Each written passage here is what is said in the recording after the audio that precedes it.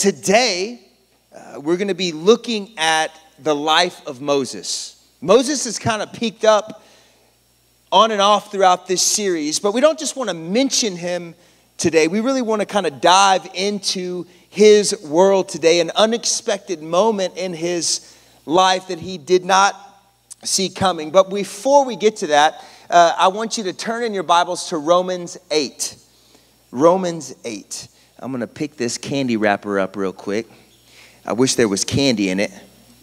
That'd be better. Romans 8.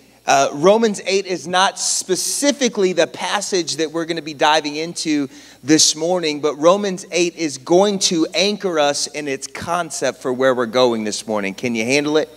Can you handle two key scriptures, church? Here we go. Romans 8. Therefore, there is now no condemnation for those who are in Christ Jesus, because through Jesus, the law of the Spirit who gives life has set you free from the law of sin and death.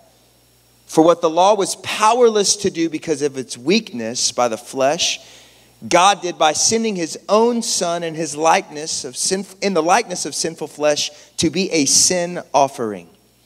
And so he condemned sin in the flesh in order that the righteous requirements of the law might be fully met in us who did not live according to the flesh, but by the Spirit. This morning I want to talk about freedom. And I want you to look at your neighbor and I want you to declare to them the title of my message, Cut the Cord. Come on, that was, guys. My gosh, this is not golf, okay? We're going to do it again.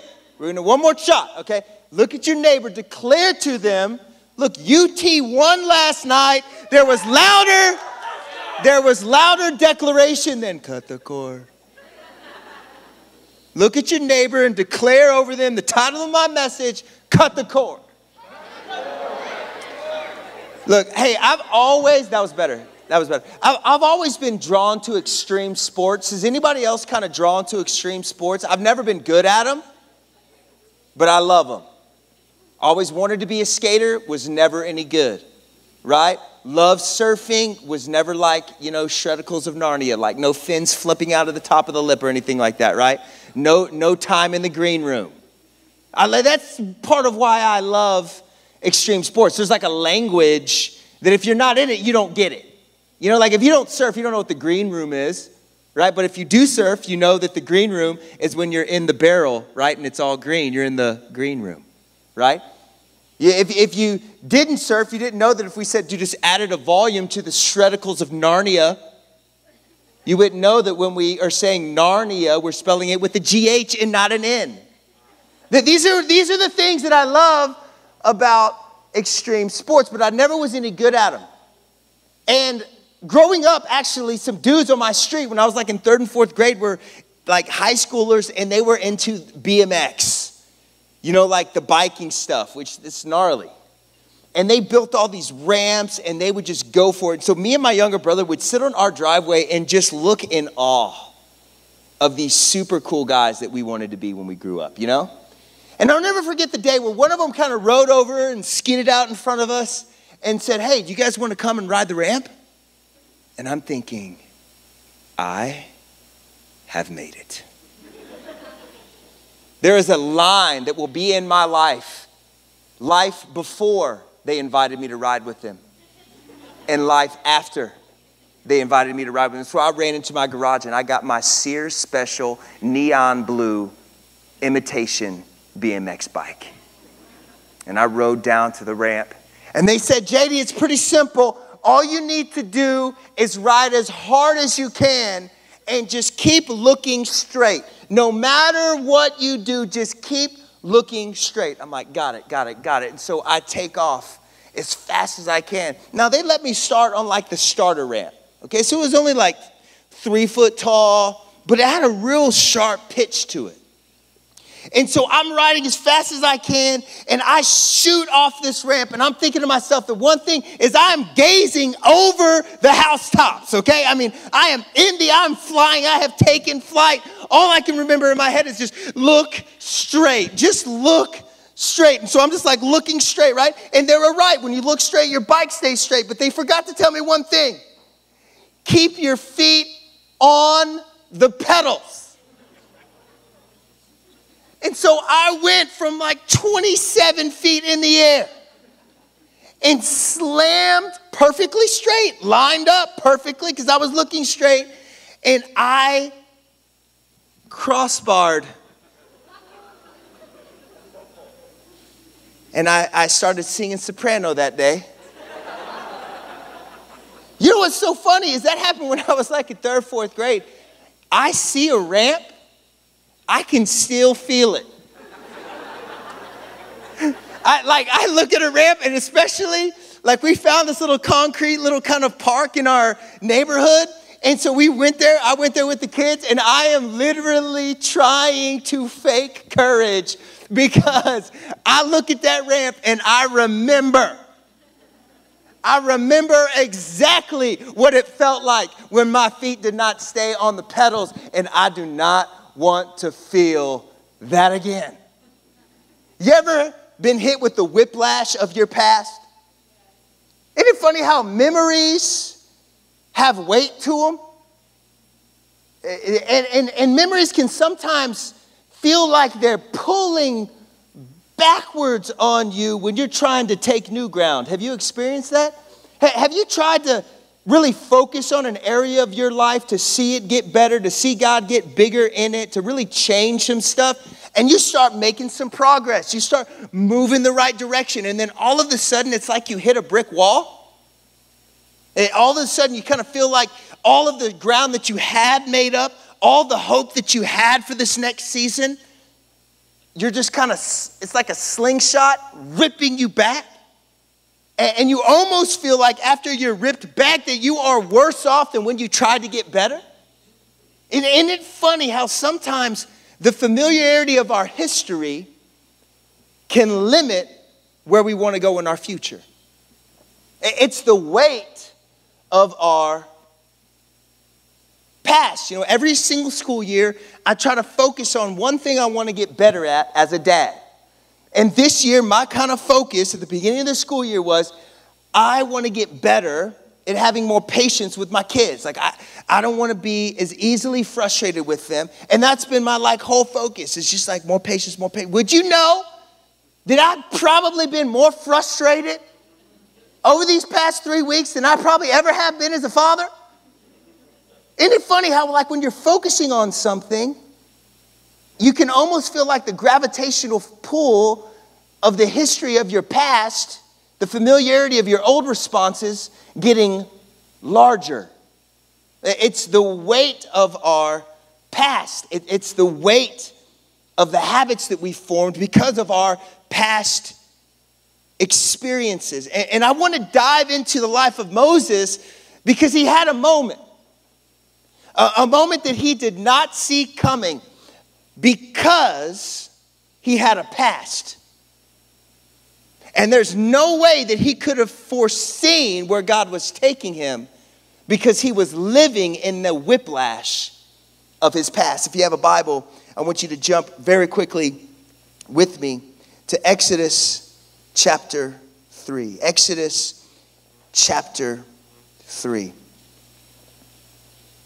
Now Moses was tending the flock of Jericho, his father-in-law, the priest of Midian, and he led the flock to the far side of the wilderness and came to Horeb, the mount of God. Then an angel of the Lord appeared to him in flames of fire within a bush. And Moses saw that the bush was on fire, but it didn't burn up. And so he thought, I'm going to go over and see this strange sight, and why this bush did not burn up. And when the Lord saw that he had gone over to look, God called to him from within the bush, Moses, Moses. And Moses said, here I am. Don't come any closer, God said. Take your sandals off, for the place where you're standing is holy ground. And then he said, I'm the God of your father, the God of Abraham, the God of Isaac, the God of Jacob. And at this, Moses hid his face because he was afraid to look at God. And then he said, I've indeed seen the misery of my people in Egypt. I've heard them crying out because of the slave drivers, and I'm concerned about their suffering. So I've come down to rescue them from the hand of the Egyptians and to bring them up out of the land into a good, spacious place, a land flowing with milk and honey. If you've heard that scripture before, say amen. And now the cry of the Israelites have reached me, and I have seen the way the Egyptians are oppressing them. So now go. I'm sending you to Pharaoh to bring my people, the Israelites, out of Egypt. But Moses said to God, who am I that I should go to Pharaoh and bring the Israelites out of Egypt? Do you know you could also translate that, who am I, to I'm a nobody. God says, look, I'm going to send you to be the lead piece in seeing deliverance of a people. And Moses is like, I'm a nobody. Who am I? You know when he said, who am I? He wasn't making some false, humble statement. When he said, who am I? Moses was saying, do you know my past? Do you know my track record? Do you know what I'm carrying around on a daily basis? God, did you know that my mom abandoned me when I was a baby? Yeah, she did it because she loved me. But my whole life I've been wrestling with the fact of if she loved me, why'd she leave me? I ended up getting adopted into a great home, God. Yeah, true. But I grew up in a palace that I didn't belong. And I felt like I didn't belong. And sometimes I was treated like I didn't belong. And it birthed a rage inside of me that was uncontainable. And it led to me killing a man. Did you know I killed somebody? I'm a murderer. I was abandoned. And then I didn't even have enough courage, God, to stand up and take my punishment as a man. No, I ran. Fearfully, I ran away. And I ran into the wilderness, into the desert. And I've been living in small town, middle of nowhere, backside of a mountain, minding my own business, being a shepherd, because that's the best job I can get without turning in a resume. Do you know who I am? You see, Moses, when he said, I'm a nobody, do you know who he was feeling the weight of his past. Look, because hear me, your past will affect you. But your past in Jesus should not limit you. Your past will affect you, but your past in Jesus should not limit you. Because this is kind of what it feels like.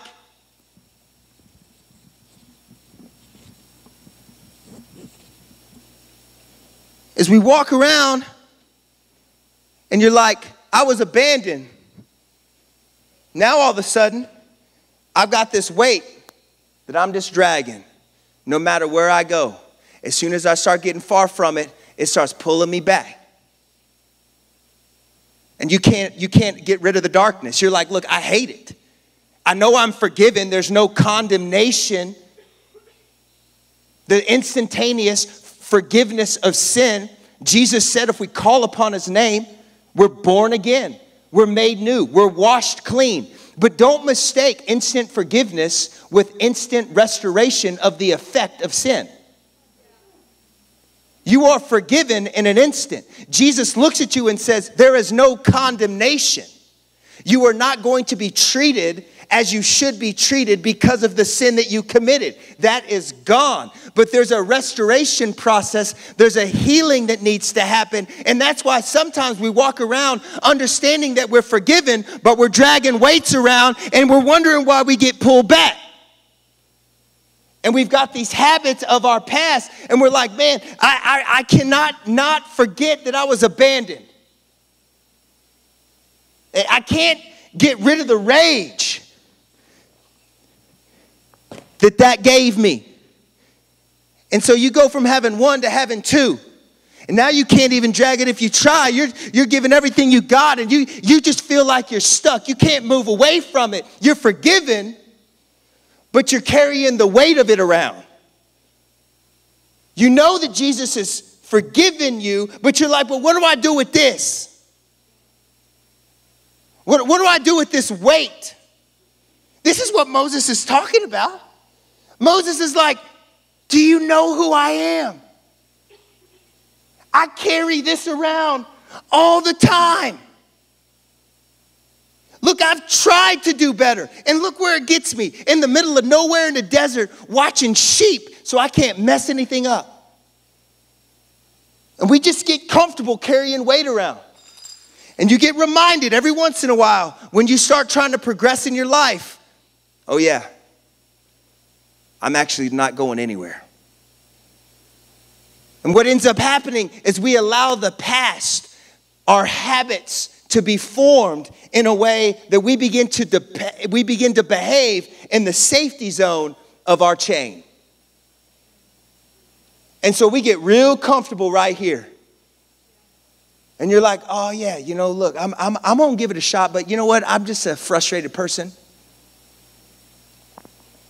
Yeah, I don't let people close to me. I've been hurt. I got hurt one time, and it was really painful. And so, you know, I don't let people close to me. I'm just going to stay right here, because if I really let somebody in, this thing starts kind of yanking, and it's just a matter of time until I bolt. And if someone says, man, Jesus came and there's no condemnation, that you're like, yeah, I know I'm forgiven, but I still carry this around. I mean, what bags are you carrying around? Moses was carrying around bags of abandonment, the shame of being a murderer, the shame of being a coward. That's what he was carrying around, but what are you carrying around? We're all carrying something. Or maybe you made a decision that you cannot believe that you made. Maybe you intentionally hurt somebody, stole from somebody. Maybe you had an abortion. And you know Jesus has forgiven you. But you just feel this everywhere you go. You're like, man, it's getting hard to move. And I know you want me to move forward, God, but this is about as far as I can go. And it takes everything that you have to just take a little step. And at any minute, if anything just changes, is all of a sudden, you're pulled right back to where you started. Like, man, I don't like this right here. I don't like this right here. This is my past is limiting where I can go. My past is telling me that there's a limit to what I can become. When Moses looks at God and he says, I'm a nobody. Who am I that I would go to Pharaoh on your behalf? He's saying, you must not really know who I am. I love God's response to him, because God's response to him was total ignoring everything that Moses had said. Have you ever done that to one of your children? If you have kids, they ask you a question and you give them the judo move of answering a question that they didn't ask. Right? This is kind of how it feels when you're reading what happened in this conversation that God's having to Moses, because Moses is like, do you even know who I am? And God's like, I'm going to be with you. I'm sure Moses was like, cool. Do you know who I am? And God's response is, I'm going to be with you. Then Moses rephrased the question. Well, even if I do go, who am I supposed to tell him you are? God's like, thanks for asking, because it doesn't matter who you are, it matters who I am. And so he says, I am the I am. I'm the beginning and the end. I'm the Alpha and the Omega. I just get started when you get overwhelmed. When you're weak, I'm strong. When you feel overwhelmed, I'm just getting going. God's like, look, I'm going to be with you. I know who I am. Doesn't matter who you used to be. Moses is like, do you know who I am? God's like, I'm going to be with you. I'm with you. Moses is still in denial. He's like, no, you don't understand. I don't care if you're with me. I still got this weight. God tells him to do something so interesting because they go into this like series of what seems to be practice for what Moses is going to do in front of Pharaoh. God looks at Moses and he says, Moses, what's in your hand? And he goes, my staff. You know, every morning when Moses got up and he grabbed that staff, that was not just simply a tool of the trade. That was a physical reminder of how his past had limited what he could become. He had lived in a palace. He was educated in the finest of schools. He was poised and ready to be a leader of leaders, yet he woke up in the morning and grabbed a staff. That staff, every time he grabbed that staff, you better believe that just like when we look at something that we feel like is our ceiling and we know there's more in us, but our weight keeps pulling us back to it. And you're like, well, I must be crazy because I'm trying to take some ground, but I just keep coming back here because my past is pulling me back. Every time he picked up that staff in the morning, you better believe he said, man, I can't believe I killed that guy. I cannot believe that I ran for my life. I didn't even have a conversation. I'm such a coward. And as he's on his way to try to start taking care of the sheep, he's just looking at that staff going, man, you see, this is all you're worth, Moses. You're just a shepherd, dude. That's all you are. Your past has proved it. And God says, what's in your hand, Moses? He's like, my staff is in my hand. And God says this, throw it on the ground. And it turned into a snake. That would be one of the first signs that God would use to demonstrate to Pharaoh that God was with Moses. But in this moment, God was using it to demonstrate to Moses that his past is not going to limit him, but his past is actually an opportunity for a demonstration of the limitless power of the God who's with him. So he threw his staff on the ground.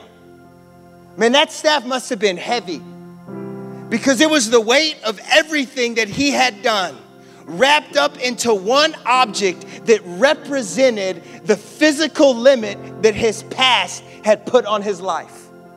And God looks at him and says, that's not your limit because I'm with you. The God of limitless power is with you. Yes, your past is going to affect you. Do you know Moses actually was raised up for this moment?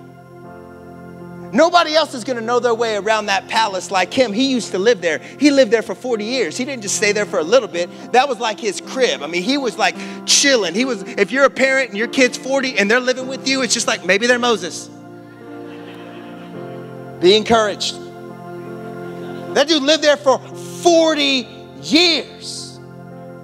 Nobody knew their way around the palace. Nobody knew who they needed to talk to get to the person that they actually really needed to talk to be able to get some FaceTime with Pharaoh. Look, you don't just show up at a castle and say, I need to see the king and see him.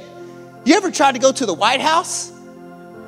You can't even get within 100 million yards of it, man. Like they got people with guns you can't even see. You pick a flower and a dude says, I need that back. You don't just walk up to a palace and say, hey, I want to meet with the king. I want to meet with the president. No, you got to know people that are going to get you in the right circles to get a face meeting. When Moses showed back up at the palace, they're like, Mo, where you been, dog? Oh, it's a long story. Hey, I need to talk to Pharaoh. Yeah, dude, come on in, bro. Like, you know the way, just go ahead. He was handcrafted to know his way around the palace. Then he spent 40 years, after the 40 years that he was in the palace, wandering around in the wilderness as a shepherd.